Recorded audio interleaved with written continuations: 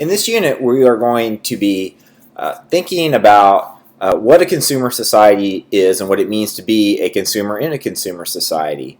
And we're going to jump back and forth a little bit between just prior to the 20th century and the turn of the 20th century to think about historically what kind of shifts were going on and what it was like to be someone in a place like you see in this picture, and how that might be similar to today's consumer society as well. So if you look at this image and start looking around, you kind of get some hints as to what the heck this might be. It's organized there. You see in the center there's a fountain, and there's lots of people walking around, but then you also look and you see these big signs hanging up for ladies furnishing goods and gloves and linen sheeting. And this is a large department store around the late 1870s. And so if you look at this, what we're seeing here is an image about what's going on in the cities, how consumer societies have developed, and think about how rapidly things have changed, that now people can go into a place like this and really kind of, it's mind-boggling how much stuff there's out there for you to buy of all different kinds of brands and consumer products as well.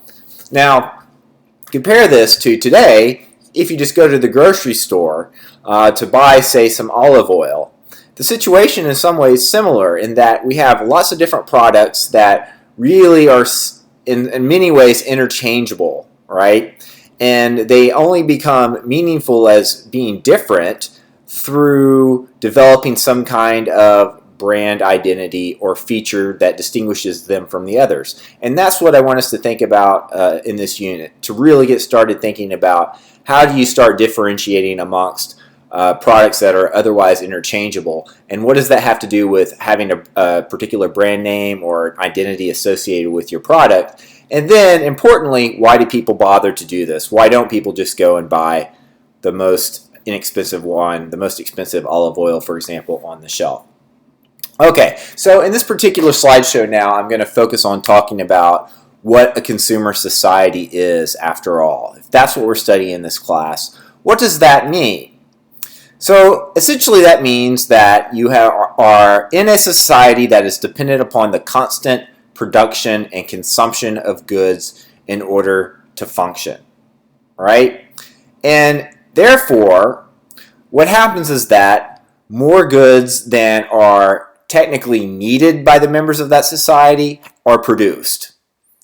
And if that's going to be the case, for that society to function, that means that people are going to have to consume. They're going to have to buy more goods than they would otherwise need in order for it to keep functioning, for it to keep running, for goods to keep being produced and the level of standard of living that people are enjoying.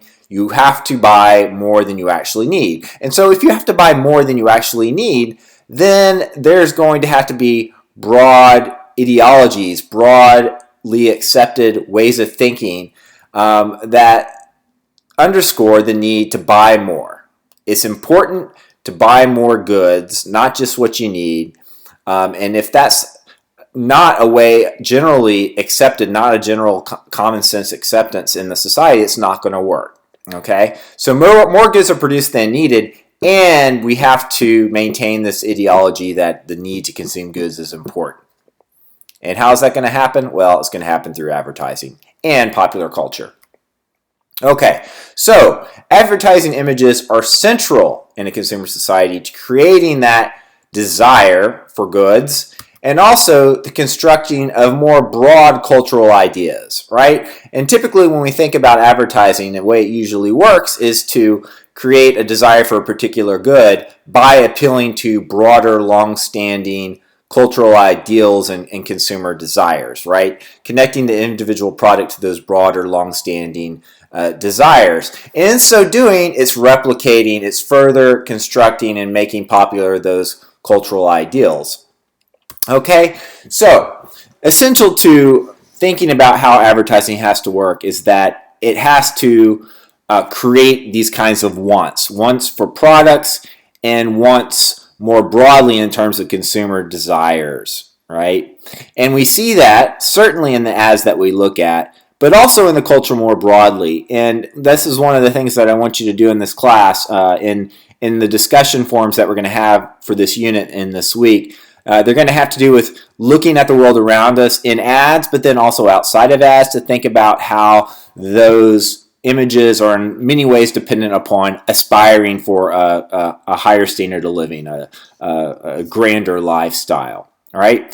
So really, what advertisements are doing is that they're selling goods, and they're also selling ideas about why it's important to buy those goods.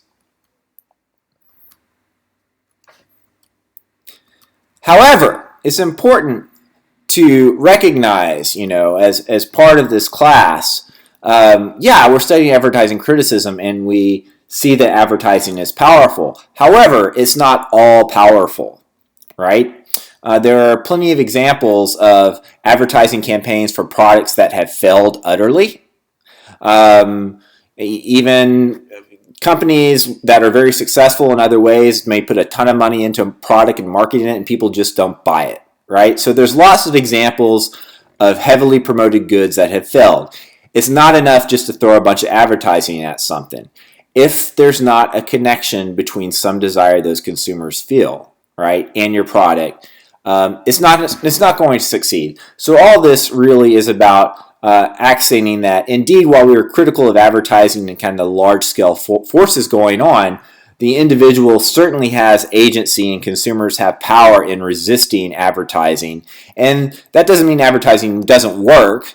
It just means that you have to try different strategies, and strategies have to change from time to time, right?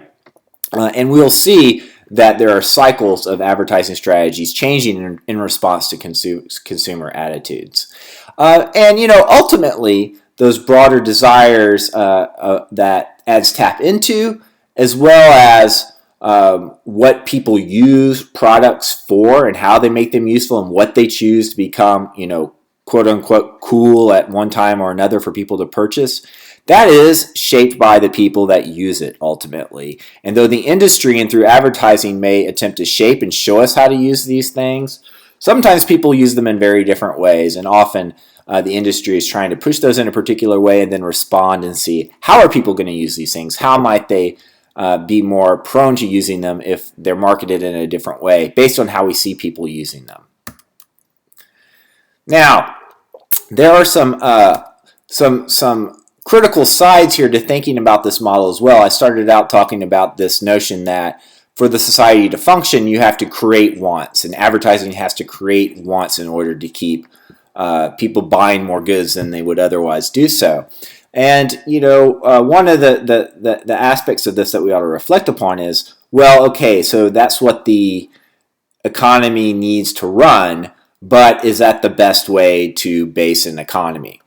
And what kind of anxieties and other costs are there to gauging a culture around producing as much as you can encourage people to buy, and manufacturing and creating these wants and encouraging people to aspire to something that they can never quite achieve in a number of ways is destructive and has repercussions in terms of the anxieties that it creates, but also for beyond the personal level, it extends towards kinds of environmental impact that have to do with buying goods. And, we started out with an image at the beginning of the class of the giant trucks in New York. And if everyone in New York did decide that they needed to drive these gigantic trucks, and everyone else where did too, certainly that would have a negative impact on the environment, as well as more broadly the kind of economic dependence that we have set up in order for us to be able to purchase goods at low levels of prices.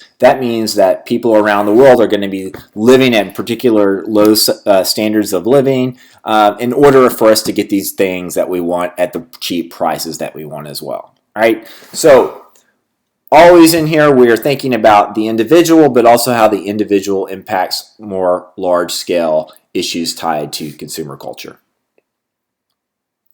Now, What kinds of things are going on in our consumer culture? Well, just briefly, I'm going to note these, and they're things that you've probably heard of before, but the trends going on in consumer culture at this point. One is the growing disparity of wealth, and that is something that has been on the news a lot in the last couple of years, most famously with the 1% and Occupy Wall Street movement that succeeded in drawing a lot of attention to how wealth is increasingly becoming bound to a very small percentage of people versus the middle class gradually not having as large a portion of wealth. So there's that disparity of wealth where we have all kinds of great conspicuous consumption and incredibly wealthy people, and then a growing number of people that have a lot less in the middle. Secondly, the relentless commodification of social life. This refers to how now in our regular lives, it used to be, once upon a time, you go for an activity to the public space like a park, or you go see a football game or a baseball game or something like that. And now, increasingly, those areas of our lives are commercialized. These areas of our life that used to be not someplace where you'd encounter commercial messages or they were sponsored by this company or that company, that is disappearing quicker and quicker and quicker. Right. So now, for example, I don't even know if you can find, a stadium across the country that isn't sponsored by some company. Here in Corpus Christi, we went from having the Memorial Coliseum to having the American Bank Center. And personally, the American Bank Center is a much better place to go see anything. But if you just think about that change, that's the kind of thing that we see all around the world. We're increasingly, in other words, in the really simple terms, we encounter commercial messages in all kinds of places that we used not to. They have creeped into our private life and leisure in ways that is really unprecedented. Thirdly, the globalization of the world economy. And what this means is that the resources that are used to produce goods come from all over the world, and the access that we have to goods is much greater from all around the world. And that consequently, when something happens in some far off place, that can have an impact on us in ways that we didn't anticipate. So this is vastly different from what we're going to talk about historically in terms of industrialization and the beginning of consumer society in American culture. Okay. Other qualities of a consumer society in terms of us as individuals rather than the big scale. Well, one thing is, as an individual, when you go to the grocery store, the mall, or wherever it might be, you're confronted by an enormous assortment of goods. Lots of different things on the shelf.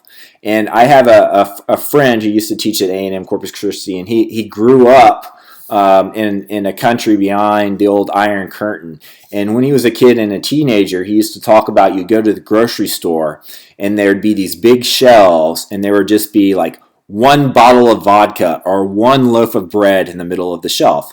These were not consumer societies. These were state-regulated economies, and they were vastly, vastly different from what we experience today. There are also some great scenes in movies where you have people walking in who aren't used to going to the grocery store. They've been traveling somewhere and they come back and they're greeted by this enormous variety of goods. Well, that's the quality of consumer society, that you have more stuff produced than the individual is individually necessary. You have this great amount of choice. Because there's so many of those different things, their characteristics have to change constantly in order to get us to try something new, to buy something new. Okay, so an enormous assortment of goods, characteristics of goods changing constantly. There can be a great distance between where things are made and then where we buy them from. Again, contrary to the earlier period that we'll talk about. And again, there's a constant demand for new products and new packaging, new slogans, new ways of promoting and differentiating from all these different goods. They're constantly changing. Even if you take some brand and product that has such a long history and has been at the top of its market for so long, Coca-Cola, they are constantly coming up with new slogans for Coke. Every single year or more, there's a different slogan coming up. And I'm just going to end here pretty quickly anyway. This is just an assortment. This is not every one. This is just me picking out every other year or so different slogans for Coke from 1969 up until a couple of years ago. Constantly shifting. how we sell Coke and what it is Coke is supposed to be. Is it the wave? Is it just plain real? Are we just going to enjoy what the hell is Coca-Cola? Well, it's always changing in order to keep on top of the game. Another example of how we have goods change. These, I'm not sure if you can still buy these. I think they may still be around, but about 5 years ago, the beer makers, Anheuser-Busch in particular, started selling beer in these bottle-shaped cans, right? And the idea here was to create something that would look different. It'd be the same product, but it'd be in a different package, right? And I'm just going to read from you because I know you can't see it in this video, but this is from a press release promoting this good. And this is from the person in charge of the marketing. It says, "We knew people would love the aluminum bottle because it is cool and different." That's what they want. Everything needs to be cool and different to distinguish it from other things. And that was Mike Owens, the president of sales and marketing, said, "We are excited by the magnitude of interest in this new package. Young adults, particularly in bars and clubs, tell us they really like the way it makes drinking cold beer a tactile experience. In fact, this package is so popular that it's selling out, and it's doing its job to help enhance the beer drinking experience." Right, so this bottle is enhancing the beer drinking experience because it feels funny in your hand. But I think also if you read between the lines here, what they're talking about, young adults, particularly in bars and clubs, they're talking about people drinking these and other people seeing them drink it. What is this thing? How is this different to hold this thing? So it is in some small way at least tying into looking at other people and how people are drinking and what it is that they're doing.